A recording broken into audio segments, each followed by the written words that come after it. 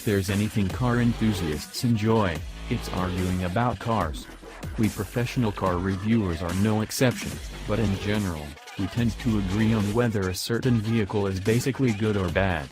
Sure, we argue semantics and degree of goodness or badness, but we tend to be on the same page if not reading the same paragraph. This cannot be said of the new BMW X1. Rarely is the staff so divided about a car, truck, or SUV. Ask one editor, and it's a great little luxury crossover. Ask another, and it's an affront to everything BMW used to stand for. It doesn't help, either, that the X1 isn't sure what it is. There's a roundel on the hood, but it's a Mini underneath.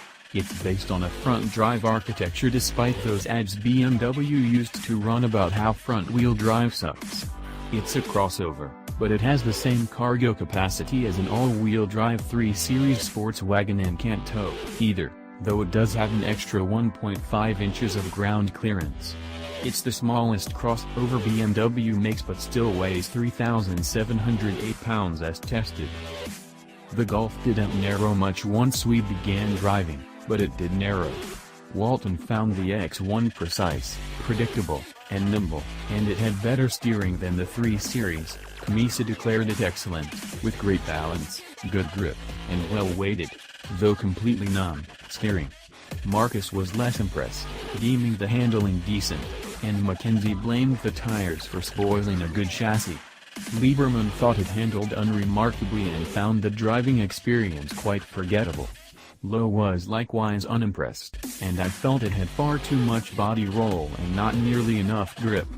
Seabaugh said the steering rack feels as if it's a mini steering box on Novocaine. Just dull, heavy, slow, and with no feedback. The RAV4 drives better. For what it's worth, the X1's test track performance was nearly identical to a Mercedes-Benz GLA 254 Matic, a crossover we all like. The X1 pulled 0.85 grams on the skid pad and ran a 26.8 second figure 8 lap at 0.65 average lateral G.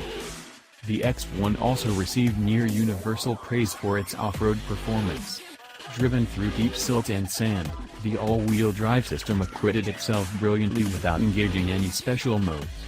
The tires might not have impressed on pavement, but in the loose stuff, they dug in and kept the vehicle moving while the stability and traction control systems let the wheels spin and claw for grip rather than shutting everything down.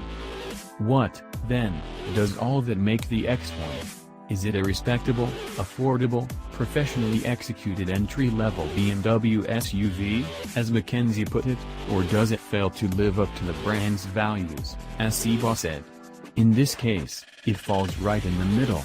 It's not as terrible as some editors made it out to be or as good as others defended it as. For an entry-level luxury crossover designed and marketed to customers who have no idea which wheels are driven or why it matters, the X1 is perfectly adequate.